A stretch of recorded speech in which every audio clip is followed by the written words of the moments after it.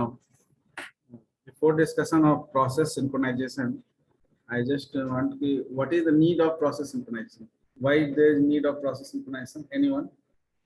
Sir to handle the share data को sir manage करने के लिए इसको यूज किया जाता है.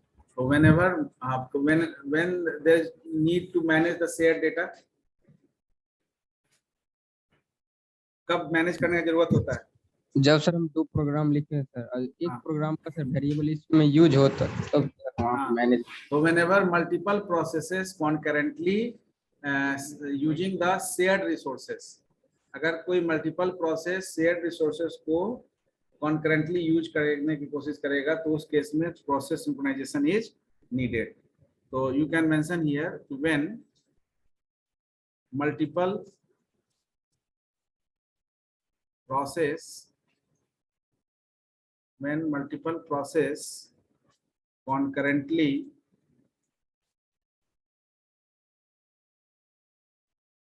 using the shared resources, then क्या प्रॉब्लम होगा?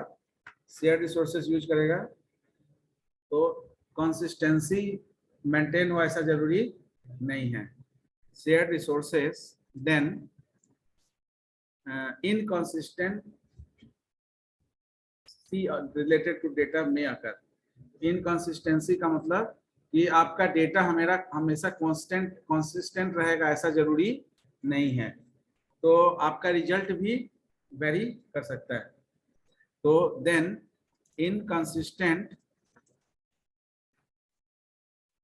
रिजल्ट्स में अकर. इनकंसिस्टेंट रिजल्ट्स में अकर और माइट बी प्रोड्यूस्ड. ठीक है. तो अब जैसे हमने एग्जांपल लिया था बैंकिंग का, अब बैंकिंग का एग्जांपल लिया था तो वहां पर share resources, suppose your account is the particular point where multiple process is going to access. आपके अकाउंट को अगर मल्टीपल एक्सेसिंग हो रहा है, जैसे someone deposited certain amount to your account, someone withdraw certain amount from your account because आप किसी को चेक दिए हुए, ठीक है, और किसी का चेक आपको आपके अकाउंट में आ रहा है. ठीक है. तो आपके अकाउंट में किसी का चेक आ रहा है, डिपॉजिट हो रहा है, आपके अकाउंट से दूसरे अकाउंट में कोई चेक डाल रहा है तो वो विड्रॉ हो रहा है.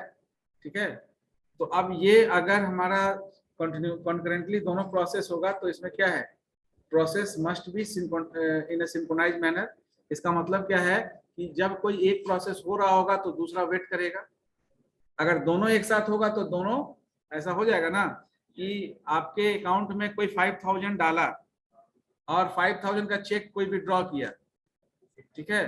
तो वो दोनों ट्रांजैक्शन तो आपके अकाउंट पे ही हुआ, आपके अकाउंट में पहले से 10,000 है.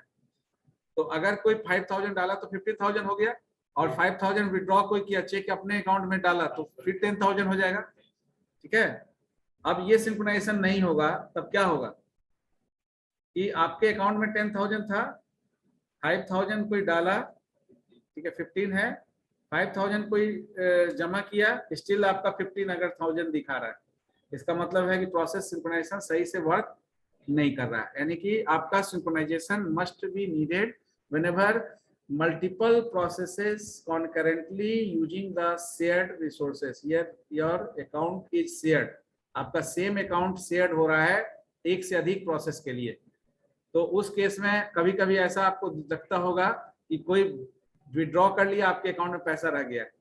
इसका मतलब है कि that is in the process.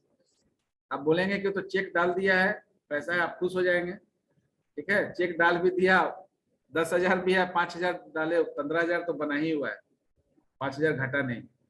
हो सकता है 2 दिन बाद 3 दिन बाद प्रोसेस आपका एग्जीक्यूट होगा, तब आपका वो 5,000 डिडक्ट होगा. हाँ हाँ, निकाल लेंगे, नहीं निकाल लेंगे तो उसके बाद आपका वो निगेटिव में आ जाएगा. हाँ, फिर आपको पे करना होगा, भरना होगा. अब जैसे आपका क्या है, आप कोई लोन लेते हैं, ठीक है ना, लोन रिपेयरमेंट अगर है तो लोन लेते हैं तो लोन ज्यादा आ गया, आप 1 लाख मांगे, आपको 2 लाख आ गया, तो इसका मतलब थोड़े है कि आप 2 लाख पहले इनकैश करा लीजिए. तो अगर इनकैश करा लेते हैं तो 1 लाख माइनस में आपका फिगर में आ जाएगा अकाउंट में. यानी कि अब 1 लाख का देनदारी तो था ही, 1 लाख और का देनदारी हो गया, यानी कि 1 लाख का लोन 2 लाख में बदल गया। तो अगर इस तरह का कोई ट्रांजेक्शन भी अगर उस तरह का आता है तो भी आपका अपडेट होता है, ठीक है ना। उसके लिए आगे डेटाबेस आप पढ़ेंगे, उसमें पढ़ेंगे transaction based log recovery, roll back करने का। तो ट्रांजेक्शन बेस्ड रोल जो आपका रिकवरी होता है, हर एटीएम हर पर्टिकुलर रिसोर्स में आपका लॉग एक क्रिएट होता है जो ट्रांजेक्शन डिटेल्स आपका मेंशन करता है। तो उस लॉग के बेसिस पर हम लोग ऑपरेशंस करते हैं। अब यहाँ पर प्रोसेस सिंक्रोनाइजेशन में हम लोग डिस्कस करेंगे कि there is a critical section problem. Critical section problem जो अभी हम लोग डिस्कस कर रहे हैं क्या है कि ट्रांजेक्शन हो भी गया, उसका स्टेटस अपडेट नहीं है। क्यों नहीं है? क्योंकि एक ही डेटा पर अगर एक से अधिक ऑपरेशन आप परफॉर्म कर रहे हैं तो हो सकता है कि उसका डेटा का वैल्यू अलग अलग केसेस में अलग अलग तरह से प्रोड्यूस हो, ठीक है ना। जैसे आप प्रोग्रामिंग कर रहे हैं तो प्रोग्राम में अगर आप लोकल वेरिएबल यूज करते हैं, ग्लोबल वेरिएबल यूज करते हैं, दोनों में डिफरेंस क्या लगता है आपको? ग्लोबल वेरिएबल को एक से अधिक मॉड्यूल में यूज कर सकते हैं, यानी मेन में भी यूज कर सकते हैं, किसी यूजर डिफाइंड फंक्शन में भी यूज कर सकते हैं। लोकल वेरिएबल आपका लोकल टू फंक्शन हो जाता है या लोकल टू ब्लॉक हो जाता है। अगर फॉर लूप में कोई लोकल वेरिएबल यूज किया तो उस फॉर लूप तक ही उसका स्कोप रहेगा। अगर मेन फंक्शन में लिखे हैं तो पूरे मेन फंक्शन में उसका एक्सेसिंग आपका जो है प्रिविलेज रहेगा। तो ये डिपेंड करता है आपका वेरिएबल पर कि वेरिएबल को आप किस फॉर्म में यूज कर रहे हैं। तो अब अगर आप कोई ग्लोबल वेरिएबल यूज कर रहे हैं तो उसका वैल्यू कंसिस्टेंट हो सकता है? एनीवन? ग्लोबल वेरिएबल अगर यूज कर रहे हैं तो उसका वैल्यू कंसिस्टेंट हो सकता है, क्योंकि उस ग्लोबल वेरिएबल का यूज आपका मेन भी कर सकता है, यूजर डिफाइंड फंक्शन भी कर सकता है। तो क्या वो कंसिस्टेंट हो सकता है या वेरी करेगा, बदलेगा? एनीवन? ग्लोबल वेरिएबल वेरी कर सकता है सर, हैं, वेरी करेगा। वेरी करेगा इसलिए क्योंकि जहां पर जिस तरह से उसको एक्सेस किया जाएगा उसके हिसाब से वो काम करेगा। तो सबसे पहला चीज की व्हाट इज प्रोसेस सिंक्रोनाइजेशन। आपका यहाँ पर अब ये सिनेरियो था कि जब multiple process concurrently share resources को यूज करेगा तो रिजल्ट आपका इनकंसिस्टेंट होगा, कंसिस्टेंट रिजल्ट आपका प्रोड्यूस नहीं होगा। तो सबसे पहला चीज कि why there is a need of process synchronisation, process synchronisation से क्या बेनिफिट होगा और ये प्रोसेस सिंक्रोनाइजेशन एक्चुअली है क्या, ये किस तरह का मैकेनिज्म है? एनीवन?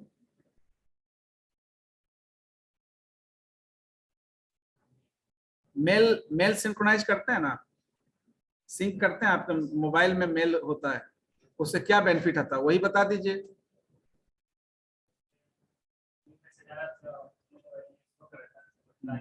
यानी कि जब आप नेटवर्क में होते हैं आपका इनपुट बॉक्स में सिंक्रोनाइज यानी कि प्रोसेस आपका वो मेल आ जाता है, आपको अलग से मेल को ओपन करने की जरूरत नहीं, ऑटोमेटिकली जब मेल ओपन करेगा सिंक्रोनाइज रहता है। सिंक ऑन करके रखना पड़ता है आपको सिंक्रोनाइजेशन, ताकि जो भी मेल बॉक्स में आपका आए वो मेल आपका हो। अगर आउट बॉक्स में है तो वो मेल चला भी जाता है।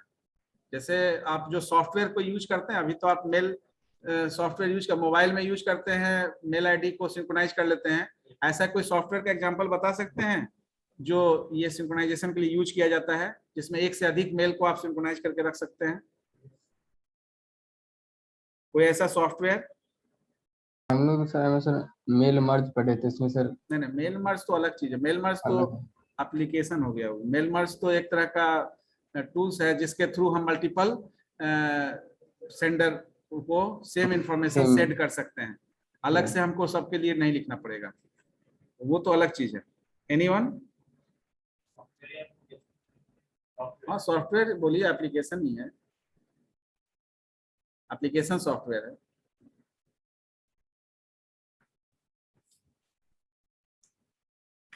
आप ये MS आउटलुक नाम सुने?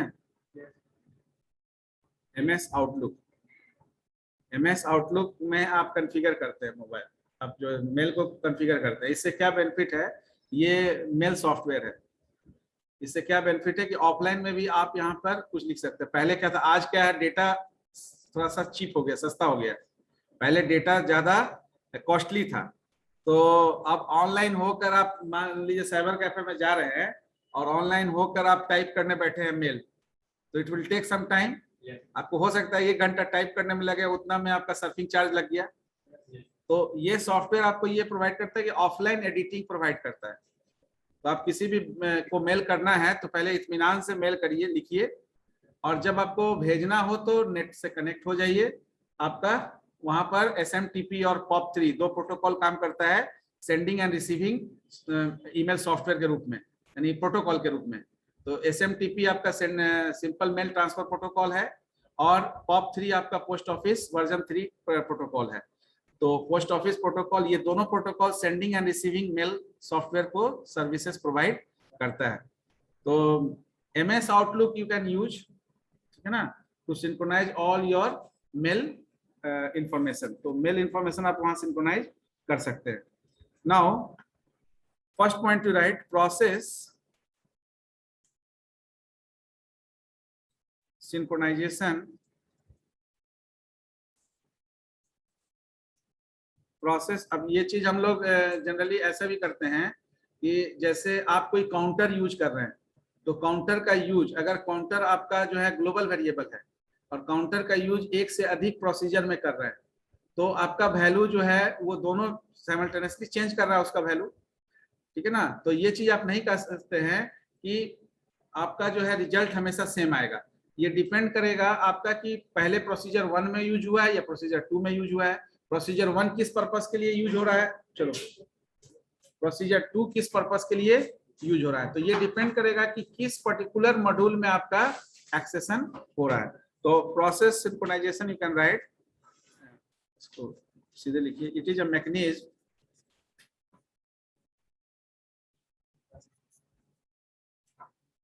तो process synchronisation you write, it is a mechanism, it is a mechanism that deals with the synchronization of process, synchronization of processes,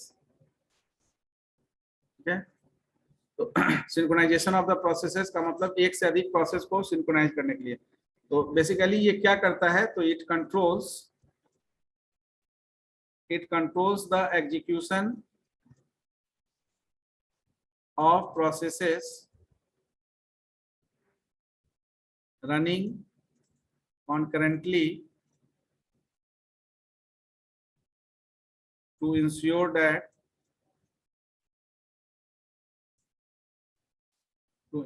that consistent results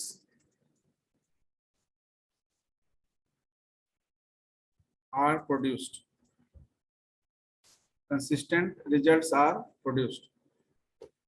तो कंसिस्टेंट रिजल्ट्स इसलिए कि साइमल्टेनियसली कॉन्करेंटली जब use होगा, जैसे अभी बताया ना कि किसी ने 10,000 आपका अकाउंट में है, किसी ने 5,000 डिपॉजिट किया, किसी ने 5,000 विड्रॉ किया। तो ये 5,000 और 5,000 विड्रॉ, डेबिट और क्रेडिट दोनों रेशियो आपका मेंटेन रहना चाहिए, तभी आप फ्यूचर प्लानिंग कर सकते हैं। आपके अकाउंट में अगर 5,000 कोई डाला 15,000 है, और 5,000 कोई निकाला फिर भी 15,000 है, तो आप 15,000 के हिसाब से कोई भी प्लानिंग कर लीजिएगा। लेकिन अगर वो आपका 5,000 जो विड्रॉ हुआ वो भी आपका अपडेट रहेगा बैंक में, आपके अकाउंट को जैसे ही वो रिफ्लेक्ट करेगा, तो इससे क्या होगा कि ये सिंक्रोनाइज्ड है। इसका मतलब each and every transaction is handle in a synchronised manner. तो जो भी आपका चेंजिंग होगा उस पर्टिकुलर ऑपरेशन के बाद वो इफेक्ट आपके अकाउंट पर दिखना चाहिए, क्योंकि नहीं दिखेगा।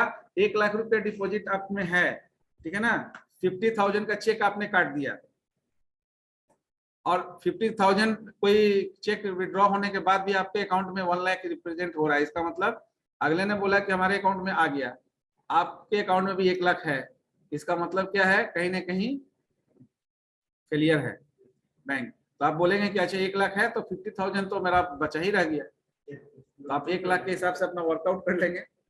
लेकिन अगर 2 दिन बाद आपका अपडेट हो जाएगा तो फिर माइनस में चला जाएगा आपका अकाउंट, क्योंकि आप तो उसको यूज कर लिए और आपका अकाउंट में वो अवेलेबल ही नहीं था, वो केवल लॉजिकल दिख रहा था, फिजिकली वो अवेलेबल नहीं था। तो लॉजिकली आप देख रहे हैं उसको, तो वो पर्टिकुलर सिंक्रोनाइजेशन इसलिए जरूरत है। तो अगर पॉइंट, हाँ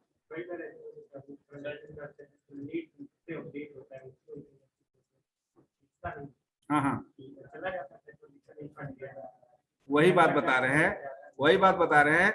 जनरली आप अब यहाँ देखिए हार्डवेयर फेलियर का बात है।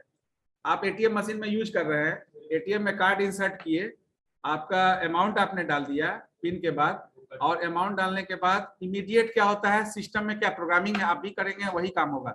जैसे ही आप अमाउंट डालेंगे आपका एक मैसेज आएगा। तो वो मैसेज इसलिए आया क्योंकि आपने ट्रांजेक्ट किया। अब आपने ये सारी प्रोसेस किया लेकिन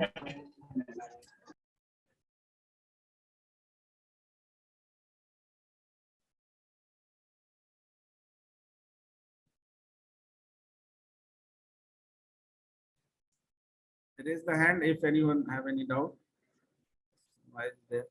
तो अब उस केस में क्या हो जाएगा, उस केस में failure of the cash in the bank, मतलब एटीएम मशीन हो जाएगा। आपका मशीन में कैश ही नहीं, आप 5000 डाले तो 5000 डाले, उसके बाद आपका अकाउंट तो अपडेट हो गया, लेकिन आप रियल में जो फिजिकल जो आपको एलोकेट होना था वो नहीं हुआ। क्यों नहीं हुआ? क्योंकि आपका उस मशीन में 5000 अमाउंट था ही नहीं, लैक ऑफ फंड। तो आप देखते हैं कि इमीडिएट आपका जो है फिर से एक मैसेज आता है क्रेडिटेड, बैंक तुरंत इमीडिएट मैसेज देती है। कभी कभी डिलेड हो जाता है तो आप थोड़ा सा देखते हैं कि पैसा कट गया। तो उस तरह का ट्रांजेक्शन में आपको वो एक तरह से स्टक ट्रांजेक्शन आता है। तो उस तरह का ट्रांजेक्शन यूपीआई से भी आप करते हैं, बहुत बार हो जाता है। तो उस केस में आपको इमीडिएट एक बार फिर से अपना बैलेंस चेक करना चाहिए। अगर बैलेंस चेक कीजिएगा तो you will get the same balance in your account. All are related to the synchronisation problem, ठीक है ना? बिकॉज हाँ ये हाँ तो वही बात है ना, वो ट्रांजेक्शन 3-4 दिन, इसीलिए तो अगर नेटवर्क सही नहीं है, यूपीआई ट्रांजेक्ट कर लिए तो वो तो आपको फिर खोजेगा कैसे, ठीक है ना? तो आपको बहुत बार क्या होगा कि एक्स्ट्रा भी देना पड़ जाता है। आप कैश भी दे दिए, बाद में वो ट्रांजेक्शन 2 दिन बाद अपडेट भी हो गया, यानी कि 400 रुपया यूपीआई के थ्रू भी चला गया और 400 कैश भी। क्योंकि आप अननोन प्लेस में आप जाएंगे तो उसमें कोशिश करना चाहिए कि यूपीआई से, लेकिन डिजिटल फिर क्या रहा जब, तो इस तरह देखिए कि नेटवर्क सही हो, ठीक है ना, आपका बैंक का सर्वर सही हो, तभी ये सब सिंक्रोनाइजेशन सही से होगा। अगर किसी में कहीं पर भी कोई लूप हॉल होगा तो आप लॉस में रहिएगा, ठीक है ना? हाँ, आप सेम सिटी में हैं तो बाद में दिखाइएगा कि देखो जी हम 400 रुपया दिए थे, तुम्हारा 400 यूपीआई के थ्रू भी ट्रांजेक्ट हुआ, मेरे पास डिटेल है, चेक करके बताओ तुम्हारे में नहीं गया है। तो फिर वो रिटर्न कर देगा, अगर सही होगा तो कर देगा, नहीं बोलेगा मेरे पास मैसेज ही नहीं आया। आप जबरदस्ती दिखा नहीं सकते हैं, तो इसलिए वहां पर लॉस का हो सकता है आपको। तो सबसे पहले कि नीड क्या है, तो पहले तो जब मल्टीपल प्रोसेस एक्सेस होगा तो सिंक्रोनाइजेशन का जरूरत है to make the consistent data. तो why we need a synchronization, ये पहले जरूरी है before discussion of the process synchronization and various algorithm for synchronizing the process. तो पहला पॉइंट क्या होगा, why there is a need of synchronization, anyone? ठीक है ना? तो ये क्यों होगा कि to maintain consistency of data whenever multiple processes concurrently sharing the same system resources. Same system resources, first point. Second point इसी से रिलेटेड है, कंसिस्टेंसी बनाने के लिए और इनकंसिस्टेंट रिजल्ट ना हो, इसको avoid. Multiple process concurrently using the shared resources, then inconsistent results में अकर। तो दूसरा जो पॉइंट है वो इससे रिलेटेड ही है, कंसिस्टेंसी ऑफ डेटा मेंटेन करने के लिए और टू अवॉइड इनकंसिस्टेंट, ठीक है ना, टू अवॉइड इनकंसिस्टेंट रिजल्ट्स। तो किसी भी तरह का इनकंसिस्टेंट रिजल्ट्स यही हुआ कि आपका ट्रांजैक्शन भी हो गया, आपका वो दिख रहा है डेटा, तो आप तो इल्यूजन में है, ठीक है ना। और इल्यूजन आपका दूर थोड़ा देर बाद होगा। जब इल्यूजन दूर हो जाएगा, क्या कर रहे हो जी? स्क्रीनशॉट में फ्लैश आगे आ रहा है जी।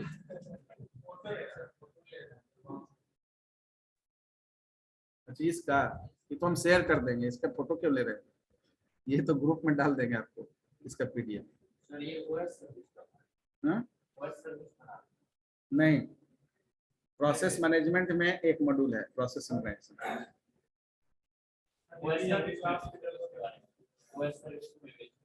हाँ, तो ओएस सर्विसेज में आपका प्रोसेस सिंक्रोनाइजेशन, प्रोसेस मैनेजमेंट तो पार्ट है ही एज ए कंपोनेंट।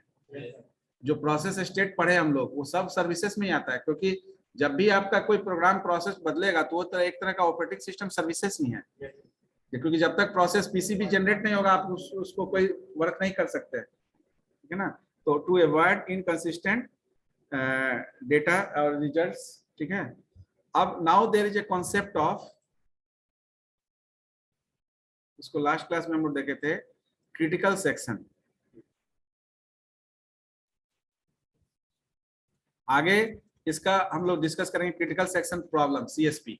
बट हाँ, तो मेन पॉइंट आपका क्या है, क्यों सिंक्रोनाइज करना चाहते हैं? अभी जो आपका जो प्रॉब्लम है उसी के लिए ना, कि आपका बैंकिंग का एग्जांपल लीजिए। बैंकिंग में अगर डेटा कंसिस्टेंट नहीं होगा, हर ट्रांजैक्शन का अपडेट नहीं होगा, तो क्या होगा? आपको इल्यूजन तो रहेगा ना, आपको लगेगा कि ये ट्रांजेक्ट होने के बाद भी आपने पैसा निकाल लिया, विड्रॉ कर लिया, आपका अमाउंट उतना ही दिखा रहा है। आपको मैसेज आया कि आप अमाउंट क्रेडिटेड, आपने 5000 निकाला, अमाउंट आ गया क्रेडिटेड। हो सकता है, ऐसा कोई दिक्कत नहीं है, हो नहीं जाता है, आप कर लेते, आप करेंगे ना। बीइंग ए प्रोग्रामर आप सॉफ्टवेयर में गड़बड़ी कर देंगे, ठीक है ना। ये तो प्रोग्रामर का गलती है ना। क्रेडिट को डेबिट कर दे, डेबिट को क्रेडिट कर दे, तो जब पैसा निकाले तो जमा हो जाए, और जब डाले तो क्रेडिट मतलब डेबिट हो जाए, ठीक है। तो आप डालने का कोशिश नहीं कीजिएगा, ठीक है ना, निकालने की कोशिश कीजिएगा, बढ़ेगा। ऐसा हो सकता है ना। ये तो एक कंडीशन लेने का है, बैलेंस जो अपडेट कर रहे हैं उसमें माइनस की जगह प्लस कर दीजिए, ठीक है ना। जब विड्रॉ कर रहे हैं तो विड्रॉ वाला फंक्शन में balance equal to balance plus withdrawal कर दीजिए, तो हर बार आपका अमाउंट बढ़ जाएगा। तो एक लाइन का कोड है, ठीक है। वही कोड सब जगह काम करता है, जो कोड आप लिखते हैं वही कोड उस सॉफ्टवेयर में भी काम करता है। जो एटीएम मशीन में जो एक्सिक्यूटेबल सॉफ्टवेयर आप देख रहे होते हैं, तो आप जैसे ही ट्रांजेक्ट करेंगे, पैसा निकला आपके अकाउंट में आ गया, लॉजिकली आ गया। 5000 इधर कैश लिए, 5000 वहां पर अपडेट हो गया, ठीक है ना। तो अब आप खुश होंगे, बोलेंगे कि हर बार आज दिन में लगता है 1 लाख निकाल लेते हैं। हाँ, बैंक को फायदा, बैंक को घाटा हो रहा है ना। एक सॉफ्टवेयर में एक लाइन का कोड गड़बड़ करने से पूरा बैंकिंग सिस्टम का सब जो है तहस नहस हो जाएगा। अब देखेंगे हर एटीएम में लाइन लगा होगा, तो क्या, तो आजकल पैसा निकालने पर आज का डेट में जो बढ़ रहा है, ठीक है ना, यही फैलेगा। तो जो सुनेगा पहले वो भी जाएगा पैसा निकालने के लिए कि भाई बढ़ेगा, आज बढ़ने वाला डेट है, ठीक है ना। आज सॉफ्टवेयर में कुछ गड़बड़ी हो गया, इसमें बढ़ने लगा है। तो ऐसा हो सकता है, बैंक इमीडिएट उस पर एक्शन लेगा, लेकिन ऐसा होगा नहीं, इसलिए क्योंकि बैंक में 5000 भी और 5 लाख भी निकलता है करेंट अकाउंट से, एक बार में उतना अमाउंट भी निकलता है। तो अगर ऐसा होने लगेगा तो बैंक बहुत ज्यादा नीचे चला जाएगा। तो ऐसा होना नहीं चाहिए, लेकिन कभी कभी ट्रांजेक्शन फेलियर होने से ऐसा हो जाता है, ठीक है ना। हाँ, कैश नहीं है तो ये रिसोर्स प्रॉब्लम है। कैश नहीं है लेकिन लॉजिकल ट्रांजेक्ट हो गया तो अपडेट हो गया, तो इमीडिएट। अब बहुत बार ऐसा है कि आईआरसीटीसी से टिकट बुक किए, उसे कलेक्शन बॉक्स में चला गया पैसा, आपका टिकट बुक ही नहीं हुआ। अब आप परेशान हो गए, अभी पैसा कैसे रिकवर होगा। हाँ, लेकिन इससे आपको लॉस होता है। आप जैसे आईआरसीटीसी से बुक करेंगे तो जो ट्रांजैक्शन बैंकिंग का, तो वो तो आपका कट गया। हाँ, वो जो 12 या 10-20 जो ट्रांजैक्शन था वो तो चार्जेस आपका तो कट गया। Whether the ticket is booked और नॉट, दैट डजंट मैटर। अब आपको जो रिफंड क्या करेगा, वही जो आपका बेस अमाउंट है। हर किसी के साथ होता है, कोई भी टिकट बुकिंग कर रहे हैं आप, मैनुअल काउंटर पर कोई नहीं जाता है, सब लोग ऑनलाइन ही करते हैं। अब ये क्रिटिकल सेक्शन क्या है, प्रॉब्लम पहले नहीं, पहले क्रिटिकल सेक्शन है क्या। क्रिटिकल सेक्शन का मतलब हुआ ऐसा सेक्शन जिसमें अगर कोई प्रोसेस एक बार चला गया तो दूसरा प्रोसेस को वो तब तक नहीं उसमें अवेलेबल होने देगा जब तक कि उसके रिसोर्सेस को वो रिलीज नहीं करता है। जैसे आप इस क्लासरूम में हैं तो ये क्रिटिकल सेक्शन है, दूसरा कोई बैच को मर्ज जब तक नहीं किया जाएगा इस क्लासरूम में दूसरा बैच नहीं आ सकता है। तो जब आप इस क्लास को रिलीज करेंगे तब दूसरा बैच इस क्लास को एलोकेट कर पाएगा। तो that is the critical section. Means अब इसको रिसोर्स के फॉर्म में देखिए, अगर आप डिवाइस के फॉर्म में देखिएगा तो डिवाइस में your printer is a device, तो प्रिंटर में अगर आपने एक प्रिंट कमांड दे दिया तो दूसरा कमांड तभी वो लेगा जब पहले वाले कमांड को एकम्प्लिश पूरा कर लेगा। That is the critical section. अब इसमें प्रॉब्लम क्या है, अब ये प्रॉब्लम बात आएगी। प्रॉब्लम क्या है सीएसपी क्रिटिकल सेक्शन प्रॉब्लम, कि अगर कोई प्रोसेस लंबे समय तक रिलीज नहीं कर रहा रिसोर्स को, ठीक है, तब आपका क्या है, लंबे समय तक वेटिंग स्टेट में रहेगा कोई प्रोसेस, ये प्रॉब्लम है। अब इस प्रॉब्लम को हैंडल करने के लिए वेरियस एल्गोरिथम डिस्कस करेंगे, इसको कैसे हैंडल किया जाता है। You are also doing the same. आप जो लूप ले लेते हैं, जंप करा देते हैं, कंट्रोल स्ट्रक्चर ले लेते हैं, ये सब लेने का पीछे क्या है, ये रीजन यही है कि you just want to reduce the complexity of your program. Loop लेने से क्या हुआ, एक लाइन का कोड जो 50 लाइन में लिखना था वो एक लाइन के कोड से काम हो गया। आपको 50 एलिमेंट्स एंट्री करना है, एरे ले लिए, एक बार लूप चला, एक लाइन का कोड में इनपुट का एक लाइन का कोड लिख दिए और वो लूप चल रहा है 50 बार, एक ही लाइन का कोड आपका एग्जीक्यूट हो रहा है 50 टाइम्स। तो there is no need to write 50 lines for execution of the same line of code. तो just reduce the line of code आपने रिड्यूस कर दिया, तो by the help of that for loop. लेकिन ऐसा नहीं है कि फॉर लूप नहीं यूज करते, एरे नहीं यूज करते तो 50 वेरिएबल पर काम नहीं कर सकते थे, कर सकते थे, लेकिन उसको लिखने से लाइन ऑफ कोड आपका कम हो गया। दोनों प्रोग्राम सेम काम करेगा, एक प्रोग्रामर बना दिया 50 लाइन का कोड लिखा, एक लिखा, दोनों का आउटकम सेम होगा, लेकिन line of code, resource, labour cost, ये सब बढ़ गया, ठीक है ना। तो जब आप कॉस्टिंग पढ़ेंगे, पढ़ लिए होंगे, सॉफ्टवेयर इंजीनियरिंग तो पढ़ लिए होंगे, नहीं पढ़ेंगे अभी, 4th सेम में पढ़ेंगे सॉफ्टवेयर इंजीनियरिंग, तो वहां पर कॉस्ट एस्टिमेशन देखेंगे कि कोई भी सॉफ्टवेयर कंपनी, अब वो आप सोचते होंगे कि ये जब प्रोग्रामिंग होता है इसका सॉफ्टवेयर का प्राइस कैसे निकालते होंगे, हाँ, कॉस्टिंग कैसे निकालते होंगे, तो उसमें line of code, man power, programmer, ये सबको यूज किया जाता है। कितने समय में ये कोडिंग होगा, कौन सा सॉफ्टवेयर यूज होगा, उस सॉफ्टवेयर का प्राइस क्या होगा, इसलिए लोग क्या है free open source software use करने लगा। अब कोई छोटा क्लाइंट है, उसको आप एनुअल मेंटेनेंस वाला कोई सॉफ्टवेयर दे दिया, ओरेकल पर कोई कोड बना के दे दिए, तो उसको हर साल रिन्यूअल कराना होगा, सर्टिफिकेट रजिस्ट्रेशन रिन्यूअल होगा, उसका पॉलिसी लाइसेंस रिन्यूअल होगा, पैसा लगेगा उसको। अब छोटा व्यापारी है तो उसके लिए क्या करें, फ्री ओपन सोर्स सॉफ्टवेयर बना दिया, PHP MySQL में बना दिया software, life time license, no payment for getting license. आपका UID जो आप देख रहे हैं, इसको भारत सरकार को मेंटेन करने की जरूरत नहीं है। UID जो आप यूज करते हैं ना, UID आधार कार्ड, कंप्लीटली फॉस में डिजाइन किया गया है, free open source software. Hadoop, PHP MySQL जो भी यूज हुआ है सब फ्री ओपन सोर्स है, तो भारत सरकार को किसी तरह का कोई लाइसेंस रिन्यूअल का जरूरत नहीं पड़ रहा है, इसलिए ये एक्सेशन भी फास्ट हो रहा है, ज्यादा लोग इसको प्रमोट भी कर रहे हैं और गवर्नमेंट भी प्रमोट कर रही है। तो क्रिटिकल सेक्शन को क्या बोल सकते हैं, what do you mean by critical section, अगर पूछा व्हाट इज क्रिटिकल सेक्शन, तो critical section is a section of the particular resource where once the particular process allocated, then that section allocate new process only when the previous process release that section। तो printer का example ले सकते हैं, printer में जब आप एक बार कोई प्रोसेस चला गया तो प्रिंट दूसरा प्रोसेस तभी जाएगा जब पहले वाले कंप्लीट कर लेगा। प्रॉब्लम इसका तब आता है जब कोई प्रोसेस लंबे समय तक रिसोर्स को नहीं छोड़ता। जैसे आपके भी प्रोग्राम में आता है, आप कोई प्रोग्राम में लूप यूज करते हैं और वो इनफाइनाइट हो जाए, गलती से आपका कोई कंडीशन ऐसा ले लिए कि अब आपका आप बोल रहे हैं कि रुक ही नहीं रहा है, टर्मिनेट इमीडिएट, यानी आपको TSR वहां लगाना पड़ेगा, टर्मिनेट स्टे रेसिडेंट। तो इमीडिएट आपको रोकने के लिए या तो सीधे उस फंक्शन कंपाइलर को क्लोज कर दीजिए और फिर से रीओपन करिए, क्योंकि बंद ही नहीं हो रहा है। और नहीं तो पॉज करिए, ब्रेक करिए, ठीक है। तो ये कब आता है, जब आप कोई एक स्पेसिफिक कंडीशन गलत ले लेते हैं। तो यहां पर भी ऐसा हो सकता है कि कोई प्रोसेस रिलीज करना भूल जाए, इन तो कर गया लेकिन उसको रिलीज करना भूल जाए, तो उस केस में क्या हो जाएगा? हाँ, उस केस में आपका जो है क्रिटिकल सेक्शन एक्टिवेट होगा। तो यहाँ लिखिए critical section, you mention here कि it is a section of the program where a process access the shared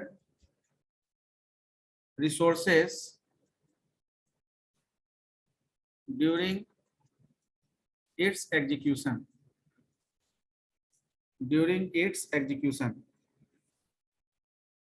for example बताइए कोई एनी एग्जाम्पल।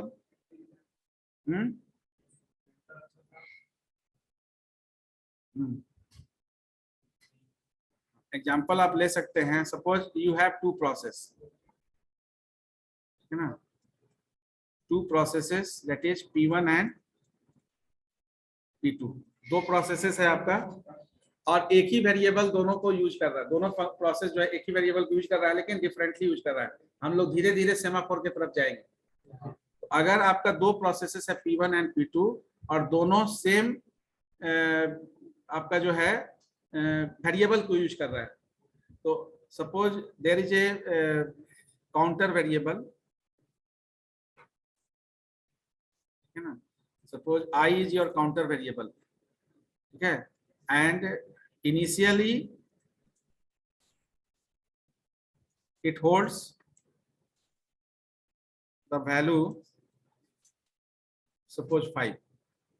तो आपका initially I that means what is that is I equal to 5। अब आपका एक P1 procedure है और एक आपका P2 प्रोसीजर है। दोनों में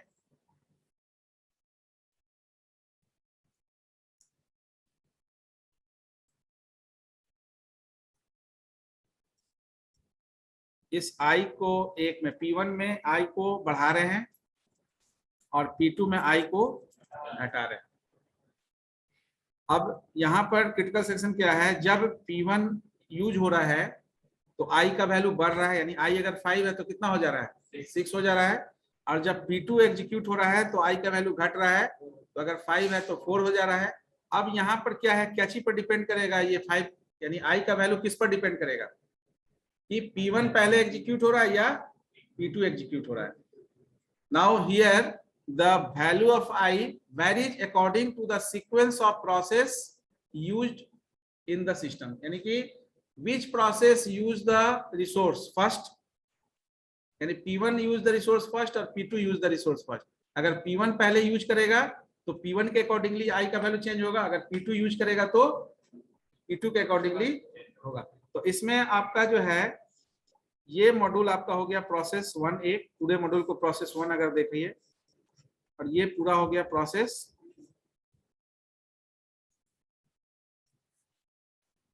the process 1 and process 2। Now in critical section when we discuss, तो इसी चीज को अगर हम प्रोग्रामिंग लैंग्वेज में देखें तो ये आप I++ I- आप देख रहे हैं, ये C लैंग्वेज में या C++ में या जावा में ऐसा लिखते हैं। अगर हार्डवेयर रिसोर्स को लिखेंगे तो यहाँ एक्चुअली क्या हो रहा है, यहाँ पर I++ लिखने से क्या हो रहा है, ये जो आपका वैल्यू है वेरिएबल, ये हार्डवेयर रिसोर्स में रजिस्टर में जाकर स्टोर हो रहा है। रजिस्टर में स्टोर होने के बाद इसका वैल्यू जो है एक मॉडिफाई हो रहा है। मॉडिफाई होने का मतलब है कि डिक्रीमेंट हो रहा है, यानी कि बेसिकली दो काम होता है, एक इंक्रीमेंट होता है एक डिक्रीमेंट होता है। तो जब हम हार्डवेयर लेवल पर देखेंगे इसको,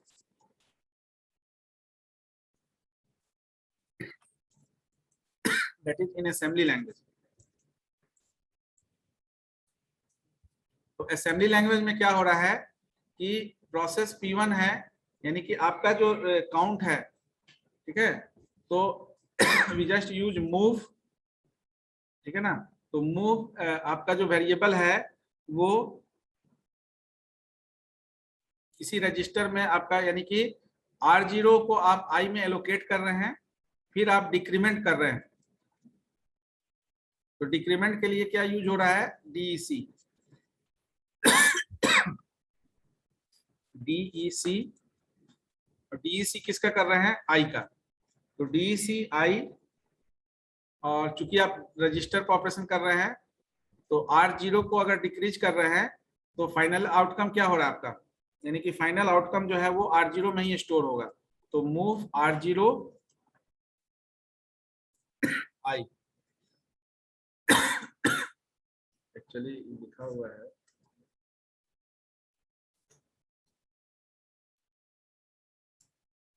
मूव R0 I, यानी I का जो वैल्यू है उसको रजिस्टर R0 में भेजे, फिर डिक्रीमेंट कर रहे हैं I का वैल्यू को। I का वैल्यू हम डिक्रीमेंट यहाँ डायरेक्ट नहीं कर सकते हैं, इसलिए डिक्रीमेंट के लिए हम लोग यूज करेंगे R0 को, क्योंकि R0 में ही आपका I का वैल्यू है। तो अगर R0 को डिक्रीमेंट करेंगे तो I का वैल्यू डिक्रीमेंट हो जाएगा, और फिर यहाँ मूव करा देंगे R0 में, यानी R0 में नहीं I में, मूव करा देंगे I में R0। यानी कि यहाँ पर एक्चुअली क्या हो रहा है, R0 नाम का एक रजिस्टर है जिसमें मेमोरी ऑपरेंड I को हम भेज रहे हैं। I में आपका वैल्यू 5 है, तो R0 में क्या गया, 5। डिक्रीमेंट R0 को कर रहे हैं तो क्या हो रहा है, R0 में जो वैल्यू था उसमें 1 घट गया, तो यहाँ पर आपका वैल्यू क्या रहेगा, यहाँ R0 में आपका 5 आ गया। R0 में I आने का मतलब है कि 5 R0 में स्टोर हो गया। यहाँ पर क्या हो रहा है, R0 का वैल्यू घट के, यानी 5 - 1 4 हो गया यहाँ पर। और तीसरे लाइन में क्या हो रहा है, तीसरे लाइन में ये हो रहा है कि I का वैल्यू जो है R0 में जो वैल्यू है उससे एलोकेट हो गया, यानी कि अब ये तीसरे लाइन में क्या हो रहा है, जो I है ये R0 का जो वैल्यू है उसको स्टोर कर रहा है, तो R0 में क्या है 4, यानी कि ये आपका पार्ट हो गया P1 का, ठीक है ना, ये पूरा पार्ट हो गया P1 का। सेम थिंग हम P2 के लिए अगर देखें तो P2 के लिए क्या हो रहा है, P2 के लिए आप कर रहे हैं मूव, अगेन R0 को यूज करिए यहाँ पर I, और यहाँ पर डिक्रीमेंट की जगह इंक्रीमेंट कर रहे हैं। यहाँ DEC का मतलब है, आगे असेंबली लैंग्वेज में पढ़िएगा, डिक्रीमेंट, और INC का मतलब है, दीज आर द नेमोनिक्स, ठीक है ना, इंक्रीमेंट। तो जैसे I++ आपका एक फैक्टर से इंक्रीमेंट करता है और I- एक फैक्टर से डिक्रीमेंट करता है, उसी तरह से DEC एक फैक्टर से डिक्रीमेंट करता है और INC एक फैक्टर से इंक्रीमेंट करता है। तो यहाँ INC में R0 किया,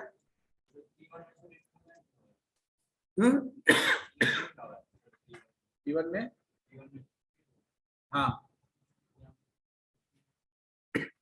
अच्छा इंक्रीज दिखाएं उसमें,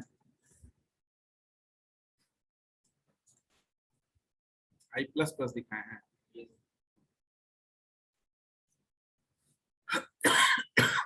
इसको P2 कर देते हैं, क्या दिक्कत है, इसको P2 कर दीजिए, क्योंकि P2 में I- है, और इसको P1 कर लीजिए, क्योंकि अब उतना मिटाएंगे, एक पूरा स्टेटमेंट चेंज करना होगा। यहाँ P1 P2 ऊपर नीचे लिख दिए, कोई दिक्कत नहीं। तो अब यहाँ I = R0, तो एक्चुअली यहाँ क्या हो रहा है, R0 में जो भी अब I का वैल्यू था आप भेज रहे हैं, फिर R0 में इंक्रीमेंट हो रहा है, यानी R0 में जो वैल्यू है उसमें 1 बढ़ जा रहा है, और फिर मेमोरी ऑपरेंड I में R0 को ट्रांसफर कर रहे हैं। अब यहाँ पर एक्चुअली इस केस में क्या हो रहा है, R0 आपका हो जा रहा है R0 = हाँ R0 = I = 5।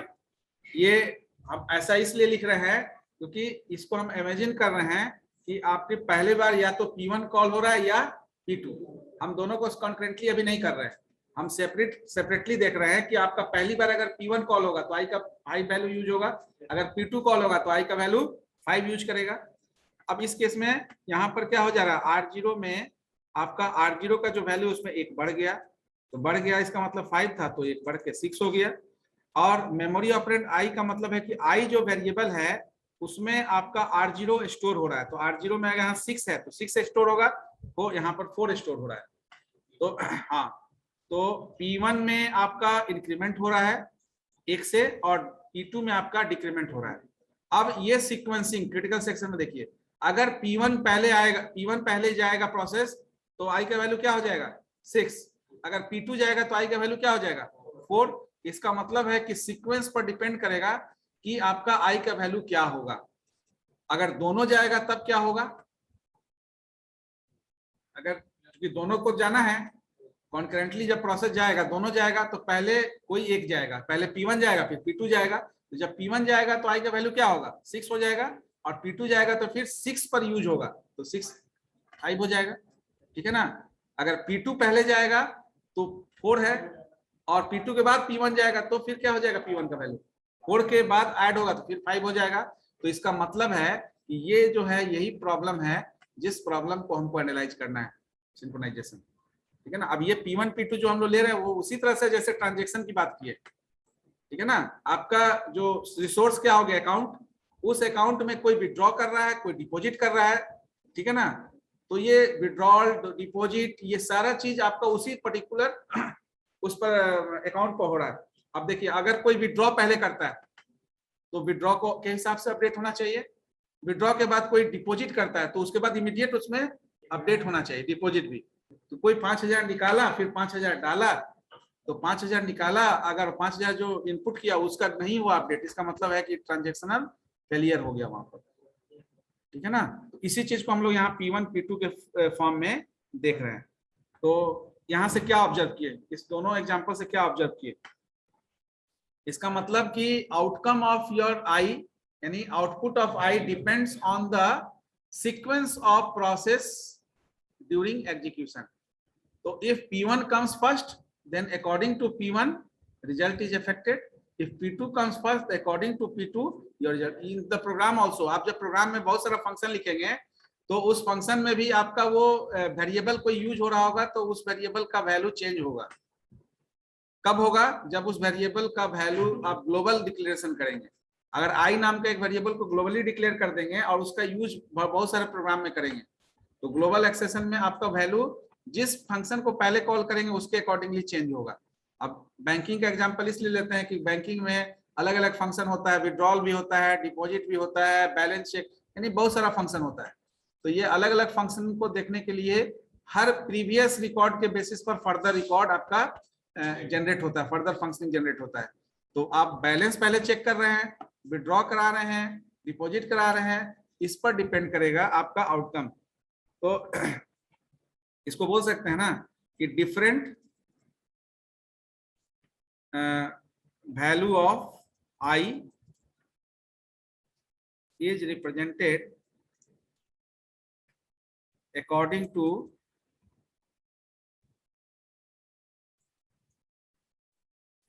To the sequence of entry, ठीक है ना। तो सीक्वेंस ऑफ एंट्री का मतलब कि जिस सीक्वेंस में एंट्री करेगा सिस्टम रिसोर्सेज को यूटिलाइज करने के लिए उसके हिसाब से आई का वैल्यू आपका डिफर करेगा। तो इसका एक आध केस हमको बताइए क्या होगा। 2 है तो 4 तो केस बनता ही है, यानी कि 2 अगर कॉम्बिनेशन है तो आप 4 केस यहाँ दिखा सकते हैं। एक केस ऐसा हो सकता है कि हाँ P1 P2 आपका जो है एलोकेट हो, ठीक है ना, कॉन्करेंटली होगा तो आप दिखा सकते हैं कि P1 P2 कॉन्करेंटली हो रहा है। तो P1 P2 के बाद फिर P1 फिर P2 फिर P1 फिर P2, ऐसा सीक्वेंस हो सकता है। ऐसा भी सीक्वेंस हो सकता है हाँ P2 P1 P2 P1 P2 P1 इस तरह से। तो जब जब ये होगा मतलब कि कभी आप डिपॉजिट कर रहे हैं, कभी आप विड्रॉ कर रहे हैं, deposit withdraw deposit withdraw, bank भी कहता है कि हिसाब से लगा के कीजिए काम, ठीक है।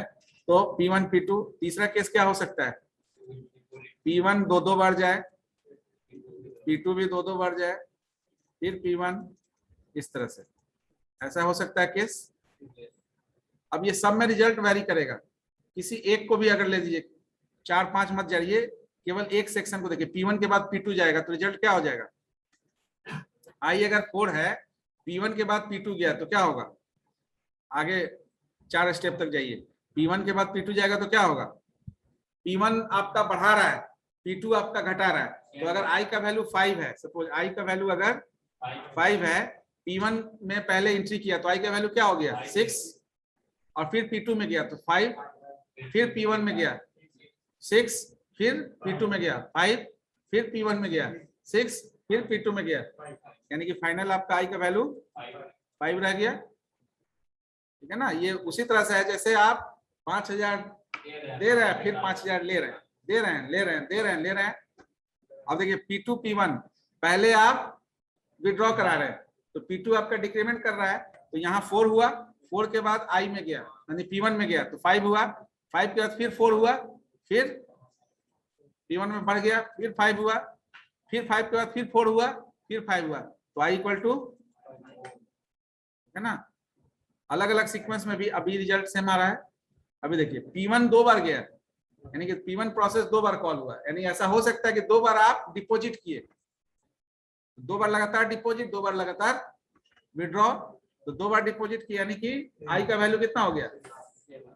6 हो गया, और 7 हो गया, फिर 7 के बाद आपका 2 घट गया तो 5 हो गया, फिर आपका ये, तो I का वैल्यू कितना हो गया? 7। ये 5 से ये क्या हुआ? इसमें आपका 7 हुआ, 7 के बाद ये घट गया, 5 हुआ, और फिर बढ़ गया, फिर 7 हो गया ना, यानी फाइनल I का वैल्यू क्या रहा? ये वेरिएशन आप देख रहे हैं। अभी तो ये सीक्वेंस नहीं है, और भी सीक्वेंस हो सकता है इसका, और भी सीक्वेंस हो सकता है। दूसरा, I का वैल्यू चेंज भी हो सकता है। अभी हम लोग फैक्टर के डिक्रीमेंट और इंक्रीमेंट की बात कर रहे हैं केवल। आप जो फॉर लूप लेते हैं तो क्या I equal to I plus 1 ही लेते हैं केवल? हाँ, I equal to I plus 1 लेते हैं तो I प्लस प्लस करते हैं, या I equal to I minus 1 करते हैं तो I माइनस माइनस करते हैं। लेकिन ऐसा भी तो प्रोविजन है I equal to I plus 2, तो इस केस में आप I प्लस इक्वल टू 2 लिखते हैं, असाइनमेंट ऑपरेटर लिखते हैं, तो ये क्या हुआ कि as per your requirement you can modify the value. तो ऐसा भी तो हो सकता है कभी 5000, कभी 10,000, कभी 3,000, कभी 2,000, कभी 1,000 आप डिपॉजिट करिए अपने अकाउंट में। जरूरी नहीं है कि RD हो, हाँ FD जैसे है तो एक बार में अकाउंट जमा कर दिए, RD है तो कर दिए 2,000 रुपये मंथली जा रहा है तो फिक्स हो गया। लेकिन ऐसा भी तो होता है सेविंग में कि कभी आपके पास पैसा है तो 1,000 डाल दिए, कभी 2,000 का चेक है तो 2,000 डाल दिए, कभी 25,000 है तो 25,000 डाल दिए, ऐसा है ना। जैसे PPF एक अकाउंट होती है, 15 साल का लॉकिंग होता है बैंक में, सबको आपको खुलवा लेना चाहिए, बेनिफिट है। अब 15 इयर्स आपका लॉकिंग रहेगा तो उसमें क्या है, अगर आप मंथली 1,000 भी जमा करते हैं तो ईयरली कितना जमा किए? 12,000। 15 साल में कितना जमा किए? 1,80,000, और उसमें 7.1% इंटरेस्ट मिलता है, चक्रवृद्धि ब्याज, कंपाउंड इंटरेस्ट एनुअल, सब बैंक में, सभी बैंक में। तो 15 साल के बाद वो पैसा आप जब निकालेंगे तो कुछ ना कुछ यूटिलाइजेशन हो जाएगा। सेविंग में पैसा रखेंगे, खर्च होगा, ATM से निकाल लेंगे, और सेविंग के साथ ही उसको PPF खोल लेंगे, ठीक है ना। तो आप PPF के साथ भी यही चीज है उसमें, हाँ PPF पब्लिक प्रोविडेंट फंड, वो पैसा आपका गवर्नमेंट प्लान में यूज होता है। तो ये जो आप हर जिस बैंक में अकाउंट है उसी बैंक में जाकर एक पेज का PPF अटैच अकाउंट खुल जाएगा तुरंत, एक पेज का फॉर्मेट होता है। उसमें क्या है कि ईयरली 500 ट्रांजेक्शन होना चाहिए। अब ये सिचुएशन ओरिएंटेड है, मतलब एक फाइनेंशियल ईयर में एक ट्रांजेक्शन 500 का होना चाहिए। 500 बहुत कम है, कोई एक महीना में अगर 500, एक महीना में आप 5 बार भी करिए, लेकिन मैक्सिमम 12 ट्रांजेक्शन हो सकता है साल में। अभी सेविंग में ऐसा नहीं है कि 50 बार डाल रहे हैं, 100 बार डाल रहे हैं, पूरे साल में। अब एक ही महीना में 11 ट्रांजेक्शन 12 कर दिए तो लॉक हो जाएगा, फिर आप कोई ट्रांजेक्शन पूरे एक फाइनेंशियल ईयर में नहीं कर सकते। तो उसका सबसे अच्छा है कि हर महीने एक एक ट्रांजेक्शन कर दीजिए, और गलती अगर छूट गया तो उस 12 महीने के टेन्योर में कोई एक महीना में 500 रुपया मिनिमम जमा होना चाहिए आगे उसको कंटिन्यू करने के लिए। That is very good financial plan. नहीं, वो ये नहीं होता है, वो आपके एक इंटरेस्ट पर है, वो आपका ECS नहीं होता है, वो ऑटोमेटिकली कटता नहीं है। और वो प्रोविजन ही नहीं है उसमें, ठीक है ना। इसलिए कि जब आपको लगे कि इसमें पैसा रखना है आप उसमें ट्रांजेक्ट कर दीजिए। उसके कंडीशन को फुलफिल करने के लिए कम से कम एक ट्रांजेक्शन 500 मिनिमम अमाउंट का भी एक फाइनेंशियल ईयर में होना जरूरी है, उस मतलब यानी कि जो प्रोसीजर को फॉलो अप करने के लिए अगले 15 साल तक के लिए। हाँ, एक्टिव रखने के लिए। नहीं, तोड़ने वाला समस्या है, उसमें लॉस है, तोड़ना नहीं है। उसको तोड़ने वाला प्लान ही मत कीजिए। उसको मान के चलिए कि 15 ईयर्स हम भूल गए कि हमारा पैसा कहीं रखा गया है। जस्ट लाइक SIP, ठीक है ना, सिस्टमैटिक इन्वेस्टमेंट प्लान। हाँ, वो श्योर है, वो तो आपको हर बैंक जैसे देती है, नॉमिनी को पैसा दे देगी। मर गए चले गए वो सब अलग फैक्टर है।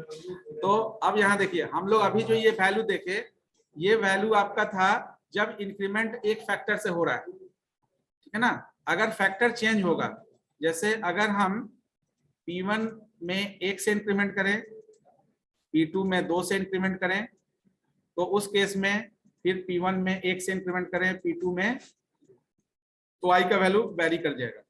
यानी कि एक इंक्रीमेंट करना है, P1 में जब जाएगा तो एक इंक्रीमेंट होगा, और P2 में यहाँ ये 1 जो दे रहे हैं ये पैरामीटर होगा जो यूज किया जाएगा। जैसे यहाँ हम P इक्वल टू 1 लिखे, तो जब हम लिखेंगे I इक्वल टू, तो I equal to I plus P करेंगे, ठीक है ना।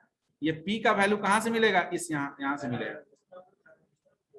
अभी P का वैल्यू फिक्स कर दिए, यानी P का वैल्यू 1 कर दिए, चाहे I-1 हो चाहे I+1 हो। अब जैसे 1 2 3 अगर कर दिए, अब यहाँ 1 है, इसका मतलब एक इंक्रीमेंट होगा। P1 अगर इंक्रीमेंट करता है और 2 है तो ये 2 डिक्रीमेंट करेगा, तो ये एक इंक्रीमेंट करेगा। अगर 5 है तो 6 हो गया, और यहाँ 2 है तो 4 हो गया, फिर यहाँ 1 है तो फिर 4 से क्या हो गया, 5 हो गया, और फिर यहाँ पर 5 से 2 इंक्रीमेंट तो 3 हो गया। तो अब देखिए यहाँ इक्वल टू 3 हो गया। अब ये देख रहे हैं आपके ट्रांजेक्शन ये चेंज हो रहा है जैसे, तो उसके हिसाब से वैल्यू भी चेंज हो रहा है, यानी काउंटर वैल्यू अफेक्टेड हो रहा है ऑलवेज, ठीक है। तो that is the particular part in which the various. तो अब यहाँ पर क्या है, there is a terminology race condition. What is the race condition? हाँ, अब ये रेस कंडीशन क्या है? रेस कंडीशन यहाँ ये हो सकता है क्योंकि एक ही वैल्यू जो है वो अलग अलग तरह का रिजल्ट दे, ठीक है ना। ये अलग अलग तरह का रिजल्ट दे रहा है ना सीक्वेंस के हिसाब से। अब मान लेते हैं किसी को आप चेक दिए, चेक पहले प्रोसीजर मतलब एग्जीक्यूट हुआ या विड्रॉ पहले हुआ, इस पर डिपेंड करेगा टाइमिंग, रियल टाइम। आप ATM से पैसा निकाल रहे हैं और उसी समय में कोई चेक डाल रहा है, तो इनिशिएट पहले किसका करेगा? जो सबमिशन पहले हुआ है। तो आप पैसा डाल रहे हैं, उस समय ऐसा भी बहुत बार होगा कि किसी ने बोला कि हम तो चेक डिपॉजिट कर दिए हैं, उसके बेसिस पर आपका अकाउंट नील है, कोई 10,000 का चेक डाला, आप जब ATM में जाएंगे आपको पैसा नहीं निकलेगा, इनसफिशिएंट फंड। ऐसा हो सकता है कभी, आप फोन करके बोले पैसा आप नहीं डालें क्या, यहाँ पैसा नहीं निकल रहा है, बोले हम तो डिपॉजिट कर दिए, आपको पोस्टिंग ही नहीं हुआ है, आप डिपॉजिट कर दिए हैं, आप उसके बेसिस पर गए ATM से निकालने, तो आपका अभी अकाउंट अपडेट ही नहीं है, ठीक है ना। चेक अभी आपका अंडर प्रोसेस है। हाँ, कैश डिस्पेंस कर दिए तो इमीडिएट अपडेट हो जाता है। चेक चूंकि मैनुअल इंटरवेंशन हो जाता है, अब चेक जब तक वो पोस्टिंग नहीं करेगा, मैनुअल इंटरवेंशन इसलिए क्योंकि जो कैश डिस्पेंस करते हैं वो कैश आपका लॉजिकली हो जाता है, कितना अमाउंट आपका ऐड हो गया। लेकिन हाँ, जो चेक जो होता है उसमें मैनुअल इंटरवेंशन होता है, क्लियरेंस होता है, तब जाके वो आपका अपडेट होता है। It will take some time. तो अगर इमीडिएट कोई बोलेगा चेक हम डिपॉजिट कर दिए हैं, पैसा क्यों नहीं आया, तो उसमें it will take some time. तो बोलेगा कि चेक नहीं, आप कैश डाल दीजिए, इमीडिएट आ जाएगा, तुरंत हमको चाहिए पैसे। तो दोनों सिस्टम है, अब वो डिपेंड कर रहा है किस तरह से। तो रेस कंडीशन इसमें क्या हो सकता है कि द फाइनल आउटपुट, जो आपका फाइनल आउटपुट आपका जो प्रोड्यूस कर रहा है वो डिपेंड्स किसके पर कर रहा है। यहाँ टोटल सिनेरियो में देखेंगे, it depends on the execution order. तो यही काम आप प्रोग्रामिंग में भी करते हैं।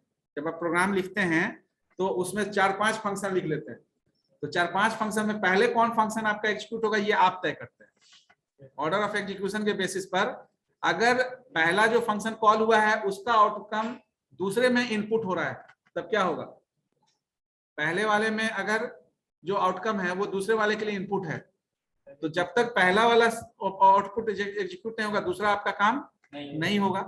इसका मतलब है कि ऑर्डर ऑफ एग्जीक्यूशन यानी result is affected by order of execution. अब किसी एक में अगर डिबगिंग करने का जरूरत हो गया या एरर आ गया, लॉजिकल एरर आ गया, तो उसका आउटकम आप जिस तरह से चाहते हैं वो उस मोड में कभी भी नहीं जनरेट होगा। तो इसलिए ये क्यों हुआ, क्योंकि हर कोई अपने को पूरा करना, जो चेक डिपॉजिट कर रहा है वो डिपॉजिट करना चाह रहा है, जो एटीएम मशीन से विड्रॉ कर रहा है वो विड्रॉ करना चाह रहा है, यानी हर कोई उस अकाउंट पर क्या हो रहा है, कॉन्सेंट्रेट कर रहा है। तो जिसका एग्जीक्यूशन ऑर्डर पहले आएगा उसके अकॉर्डिंगली रिजल्ट अफेक्ट हो जाएगा। तो आपका पैसा, अगर आपने एटीएम से पैसा निकाल लिया, अब ऐसा भी हो सकता है चेक आपने काट दिया, आप सोच रहे हैं कि इसको चेक नहीं होना चाहिए, बाउंस करा देते हैं, तो वो चेक जैसे ही डिपॉजिट किया, आप एटीएम से पैसा निकाल लिए, अब जब वो चेक डाला तो उसको इनसफिशिएंट फंड दिखा दिया। अब बहुत बार आप स्टॉप चेक नहीं करना चाहते हैं, आप चाहते हैं ऐसा हो, तो आप बैंक में भी सिस्टम लगा दिया गया है कि आपका अगर बाउंस होगा चेक तो आपका पैसा कट जाएगा। बाउंस का मतलब कि आपने किसी को चेक काट दिया और आपके अकाउंट में फंड ही नहीं, जितना अमाउंट का चेक काटे उतना अमाउंट आपके बैंक में है ही नहीं, इनसफिशिएंट फंड हो गया। वो बैंक टू बैंक है, 200-250 रुपए से कम नहीं काटता है। हाँ, डिपॉजिट करना है, डिपॉजिट कैश भी होता है, चेक भी होता है, तो that is the form of deposit, either in cash form और पेपर फॉर्म, चेक फॉर्म। हाँ, उसी में ऑप्शन रहता है कैश एंड चेक। तो चेक है तो चेक का डिटेल्स डालिए, कैश है तो कैश का डिटेल डालिए, कितना 500 का नोट है, कितना 100 का नोट है, कितना 20 का, ये सब डिटेल्स डालिए।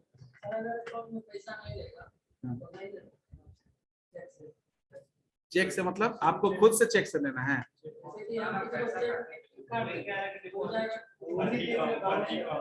कैसे होगा? बैंक अपने घर से दे देगा या मैनेजर के अकाउंट से दे देगा? पैसा आपके अकाउंट से ही ना जाएगा, आपका चेक आपके नंबर से, आपके अकाउंट नंबर से है, तो उसका डिस्पेंस, उसका कैश डिस्पेंस भी आप ही के अकाउंट से होगा ना।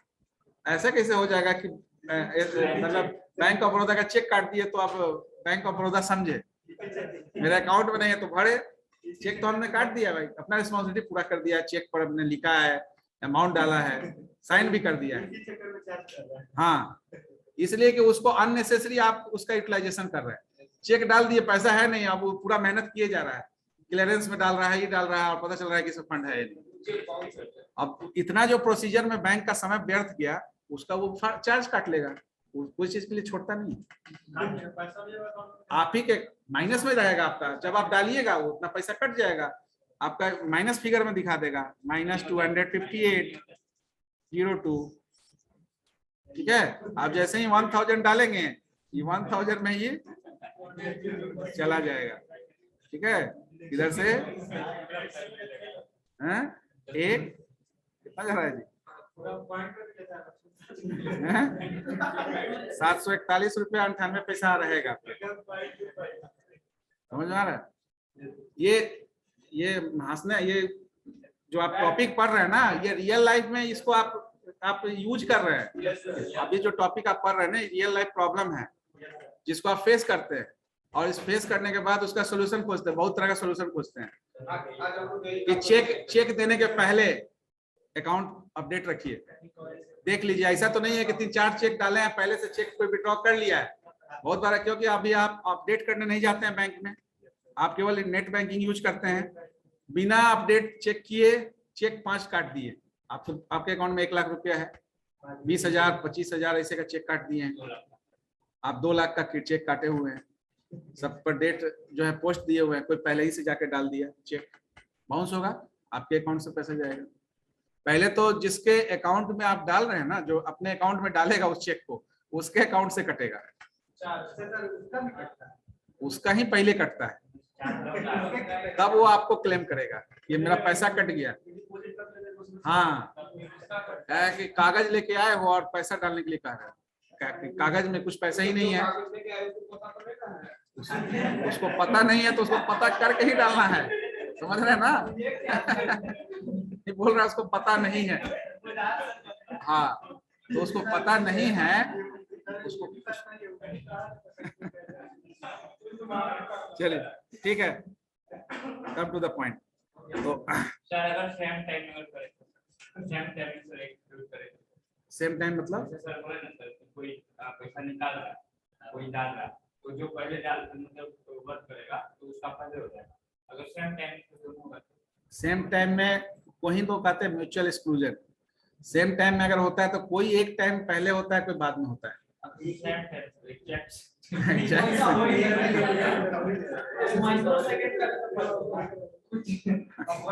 कुछ वेरिएशंस रहेगा।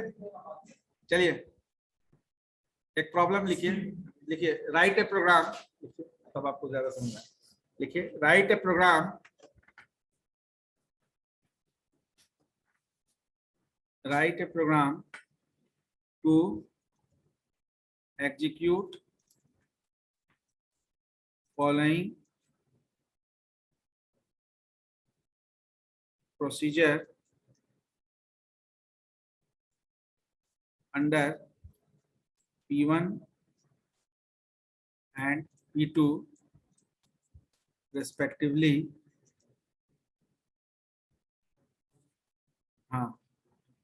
And determine number of distinct values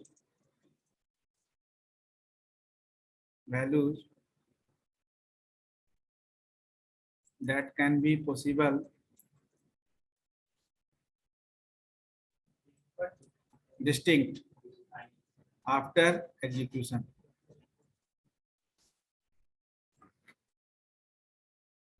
P1 के लिए लिखिए, P1 प्रोसीजर के लिए लिखिए, आपको C में लिखना है प्रोग्राम, C में P1 के लिए लिखिए there is a variable C equal to B minus 1 and B equal to 2 into C, और P2 में लिखिए D equal to 2 into B and B equal to 2 D minus D minus 1. ठीक है, तो determine the number of distinct value of B कर दीजिएगा, value of B that can be possible after execution, है ना। Initial value लिख लीजिएगा इसमें, इनिशियल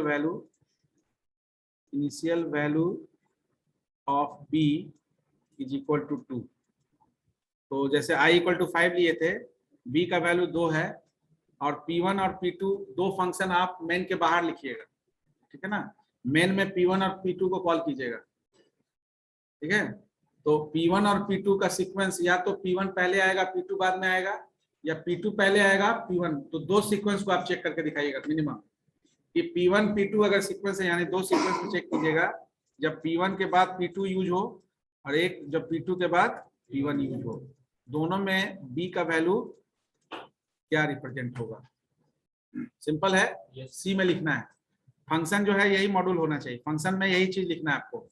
C, B और D तीन वेरिएबल लेना है।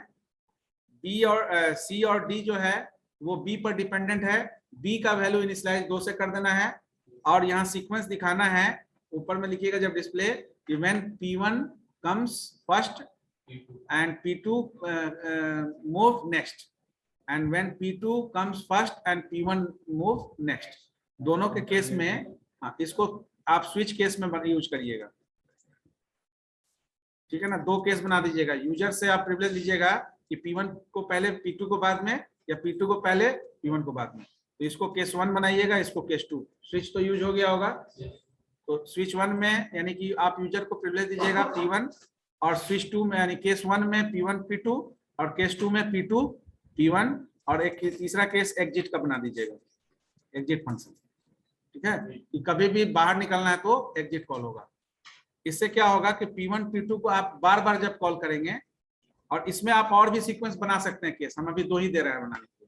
जैसे जो इतना हम लोग लाइन दे दिए P1 P2 P1 P2 P2 P1 P1, हाँ, तो इसमें आप नंबर ऑफ ऑप्शन दे सकते हैं कि 2 आइटरेशन करना चाहते हैं अगर तो P1 P2 P1 P2 2 बार, 3 करना चाहते हैं तो P1 P2 P1 P2 P1 P2 3 बार कॉल हो जाएगा। तो क्या करना होगा, जहां पर 3 आइटरेशन होगा वहां लूप कॉल कर लीजिएगा, लूप 3 बार चलेगा, तीनों बार P1 फंक्शन को कॉल करेगा, फिर उसके बाद P2 को कॉल करेगा। यानी कि फॉर लूप जो आप लेंगे, इस फॉर लूप के अंदर पहले P1 कॉल होगा, फिर P2 कॉल होगा।